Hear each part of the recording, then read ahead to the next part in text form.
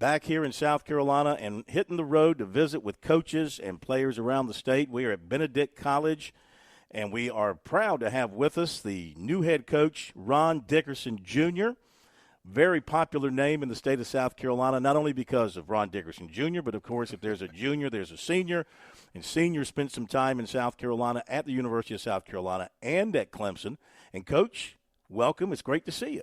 Thank you. Glad to be here. How's it going so far? It's going wonderful. Administratively, they've been wonderful. The alumni have been wonderful. The young men that stayed between the transition, they've been wonderful and buying into the culture and everything else. And so, it's a good vibe that I've gotten, my family's gotten, and the coaching staff have received. And so, we're just trying to make them better student athletes and better young men that play good football.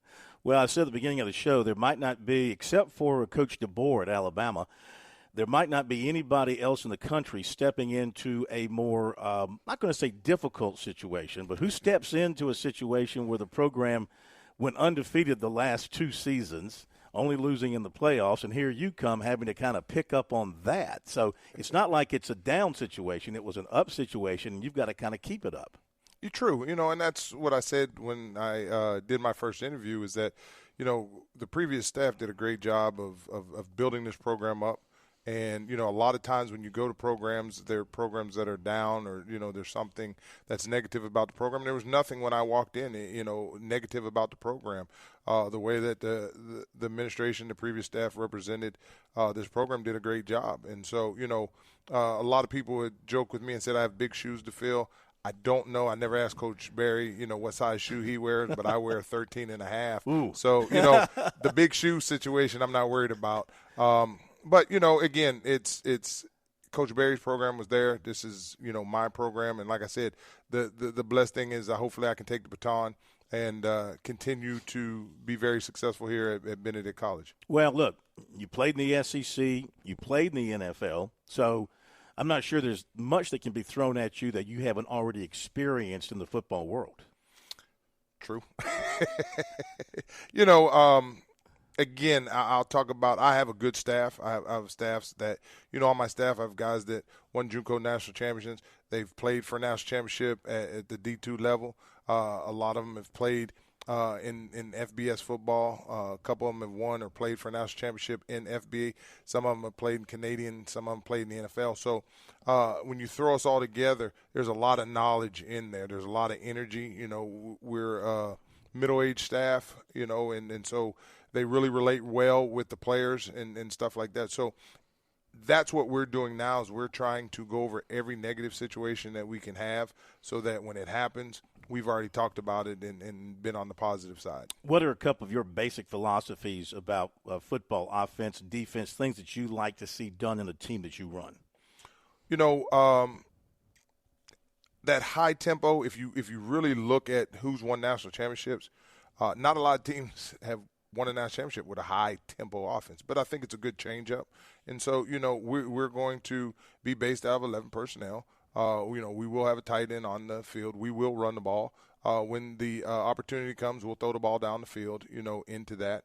And so, the key is a balanced offense for me and that. And if the defense gives us something, we're going to take it, On the other side, though, we're going to be very aggressive, and that's how we recruited in that situation with defense is that, we're going to put pressure on you. We're going to play sound defense, but we're going to move around a lot and really try to play games with the quarterback. And, the offensive coordinator, he's sitting either on the field or in the press box, but it's that young man that's on the field. So, we're going to give him a lot of different disguises and different looks. Mentioned that Coach Drayton was going to be with us, but something came up. Wife came into town, so we understand that he's busy with family, and that's more important than us. I get that. So in building your roster, you mentioned very pleased with the guys that stayed. You obviously have lost some players, graduation eligibility expiring or transferring as a coaching change. That's normal now. How much did you hit the transfer portal or junior colleges in building your roster in the offseason? That's kind of where college football is. And, we hit it very hard, but we also did a great job. I think we ended up signing somewhere between 30 to 40 freshmen. but we had to replace a lot of young men. After, as you mentioned, they were very successful. A lot of them went on, which I understand they had a great relationship with Coach and the previous staff, so they went on down South Carolina State. In this portal, though, if you look across the country, there's guys that won national championship and they've lost guys that transfer. There's guys that, think that they can go from this school and get a bigger offer and stuff. So the transfer portal in my situation was actually a good situation. Am I a favor of it? I just think there's a lot of kids that get left out, and it really now, it comes back to us as coaches. We got to still coach, and I can't just go out there and shop because this kid played there and say, okay, I want him. Coach, and that's why we're called coaches. If that's it, then you need to be a stockbroker or something else where you can just move stuff around in that. But we had to hit it hard because, when I got here, there was 40 young men. By the time spring ball, with injuries and transfers and graduation and everything, I think we were somewhere down to about 35-ish, 33. And so, we were blessed. I think right now we're somewhere around 135, almost 140 guys on the team. And we have them from all walks of life. I mean, we have them from Division II, NAIA, JUCO, Power Fives, great high school players again. So the big thing is just building a culture, and that's what's so crucial when you get into this transfer portal is that, you have to rebuild the culture, and that's where, the young men that stayed here, they know how to win, and they bought into, Coach Dickerson's culture and this programs, and so they're helping leading how to be a Benedict Tiger. Yeah. Culture goes beyond the X's and O's that we touched on earlier. What are some of the high points of your culture that you are instilling in this program? Well, when I recruited every one of them, I told them my job, in paper and everything else, it says you're the head football coach. But really, I want to make them a better husband, father, employer, employee. I mean, that's what I want to do. And, they're going to look at me the way I walk and I talk. Everything we do, as I tell them, is our resume, And so those are the things that we look at.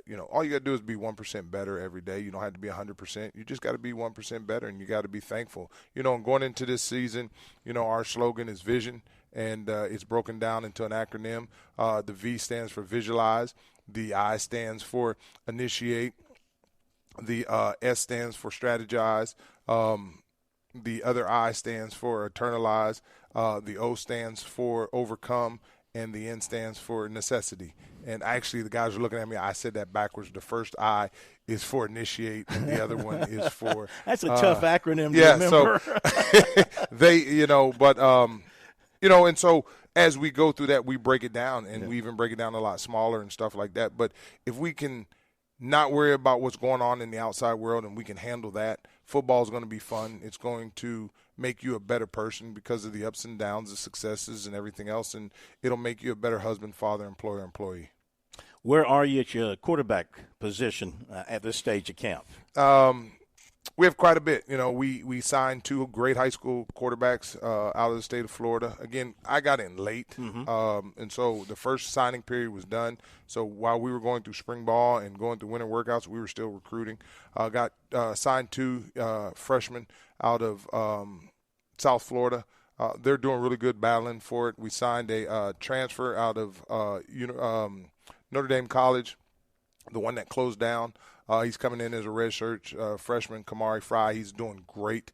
Signed another transfer that started at Tusculum, was all conference there, went to McNeese, again, talking about the transfer portal.